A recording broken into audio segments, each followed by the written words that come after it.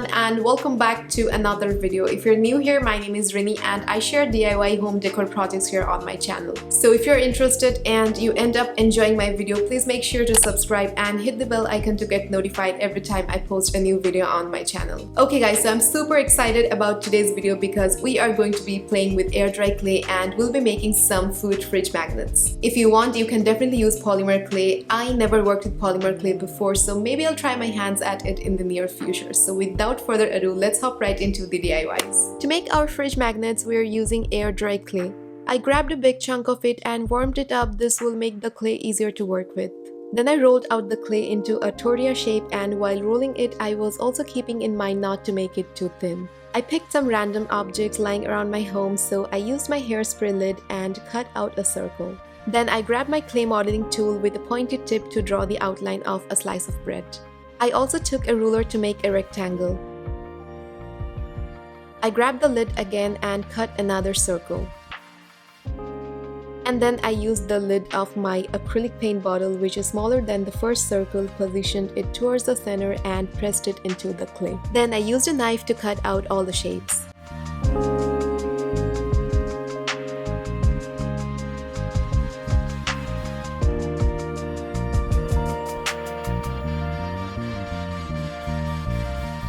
After that, I smoothed out the edges with a tiny amount of water.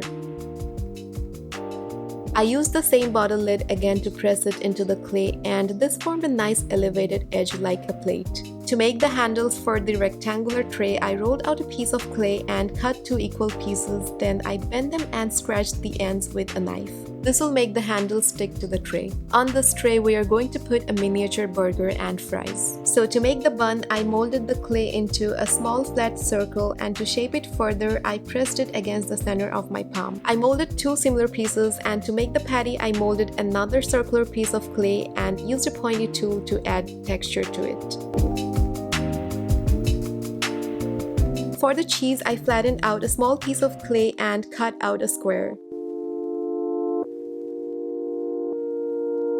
And then I assembled all the pieces and we ended up with this really cute miniature burger. And guys, don't forget to add those teeny tiny sesame seeds. Moving on to the fries, I rolled out the clay into a noodle shape and then I flattened the top a bit to make it look more like fries. And then I cut the pieces at a 45-degree angle. Then I placed the fries randomly on the tray. I used a brush dipped into water to smooth everything out. Now to make a bowl of ketchup, I needed a small clay ball and pressed the end of my X-Acto knife into the clay. Then I took another small piece of clay and pressed it into the bowl. After I was done with the first piece, I moved on to the bread slice.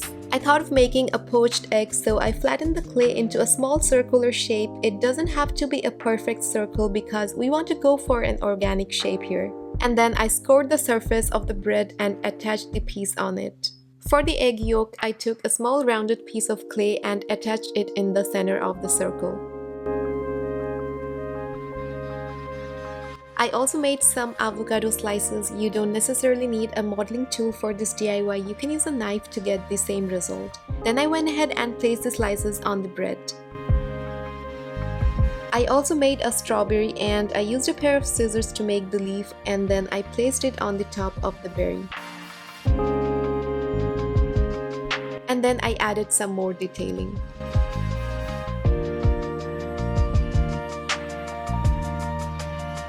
Bread surface is porous, so I tried to create that by gently poking the modeling tool throughout the surface. Then I used a dotting tool to kind of mimic the texture of a poached egg. Moving on to the third piece, I decided to make a miniature pizza. So first I made the small bumps around the edges of the pizza with tiny pieces of clay.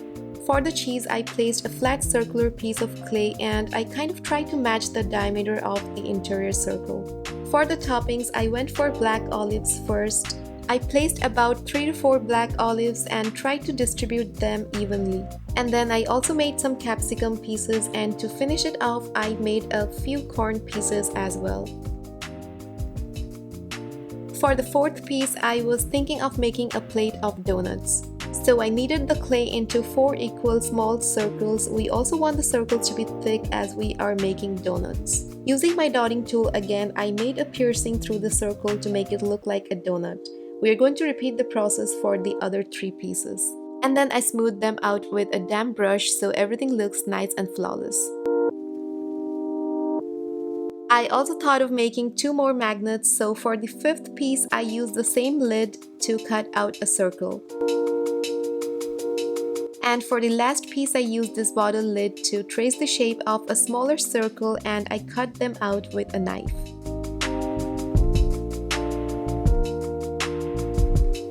For this piece, I tried to make a plate, so I used the lid of this bottle, which is smaller than the circle, and pressed it into the clay. This technique created the edges of the plate. I grabbed the last piece and repeated the same technique.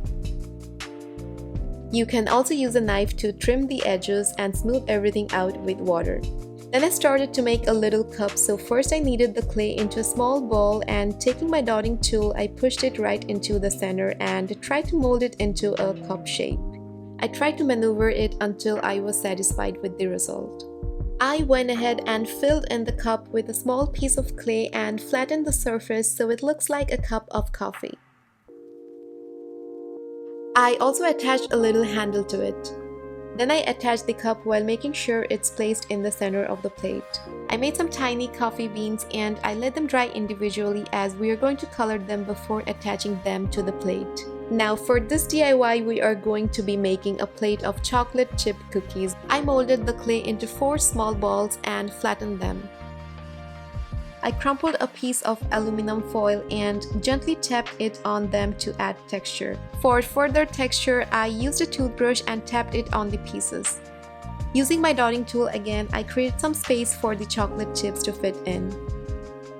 Then I took tiny pieces of clay and filled in those spaces. I let all the pieces dry for like 24 to 48 hours. Once they dried well, I started with the burger and mixed a beige and white paint to color the burger buns.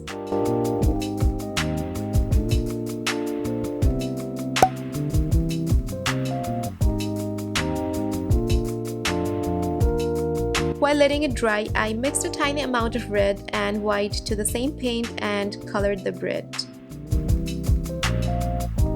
I mixed brown to the same color to paint the sides of the bread.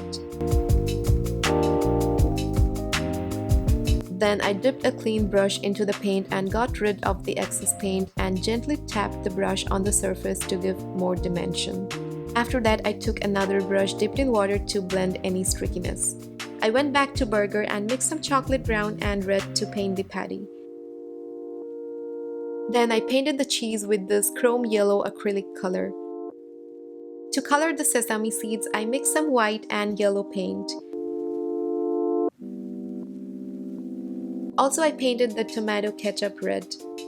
After that, I painted the entire tray white except the handles. It was time to color the fries, so I added a bit of white to yellow paint and carefully painted the fries with a detailing brush. I painted the exterior of the ketchup bowl black.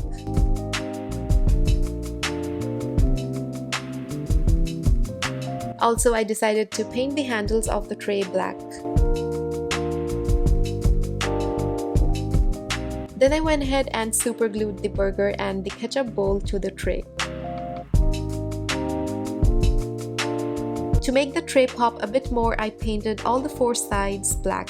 Once the tray of burger and fries was completed, I again moved on to the bread that we were working on. For the outer part of the poached egg, I used a white acrylic paint and then I painted the yolk with this beautiful yellowish orange color.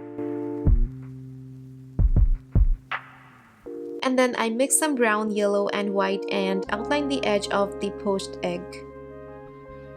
While the paint was still drying, I took a clean brush dipped in water to blend the color a bit into the white of the egg.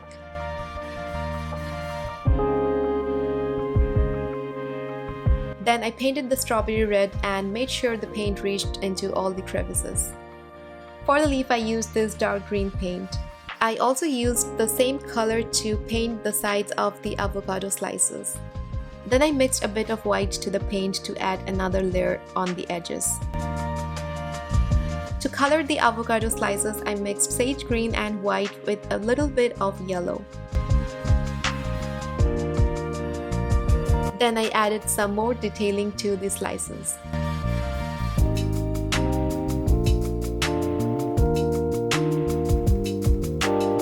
For the pizza, I first started to color the crust by mixing some yellow, white, and brown paint.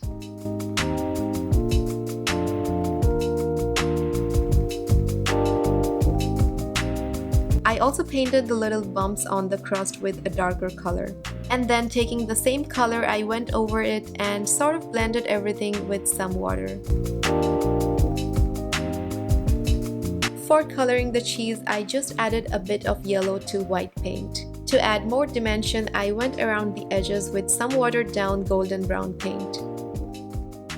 It was time for the toppings. I colored the capsicum pieces green and red. After that, I painted the corns yellow. And for the olives, I used black paint.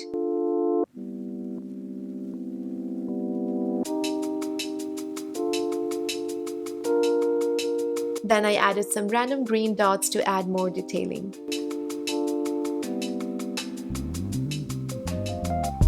Moving on to the plate of donuts, I first painted the plate white. The next step was painting the donuts with a golden brown paint, which I achieved by mixing some yellow, brown, and white. And for the glaze, I used 4 different colors.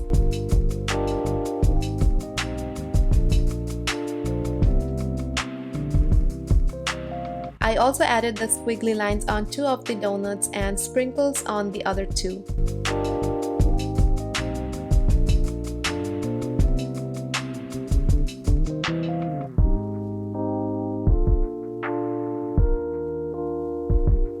Finally, I attached the donuts to the plate using a super glue.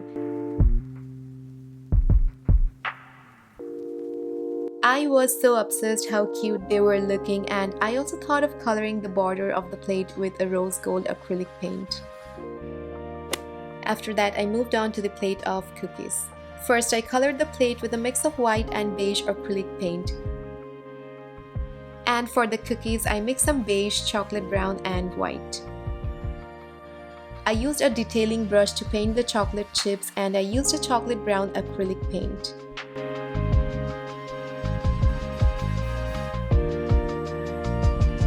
Then I super glued the cookies to the plate.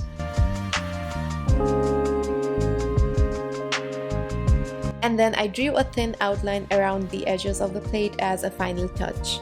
Finally, it was time to paint the last piece.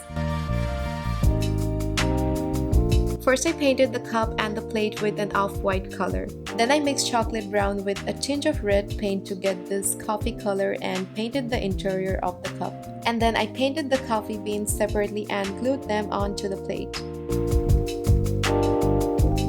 To finish it off, I added rose gold border on the plate.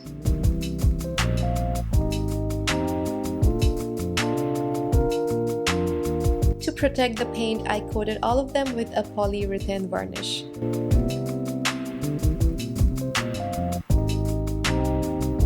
And the final step was attaching these magnet pieces with some super glue. And this is how our cute little fridge magnets turned out.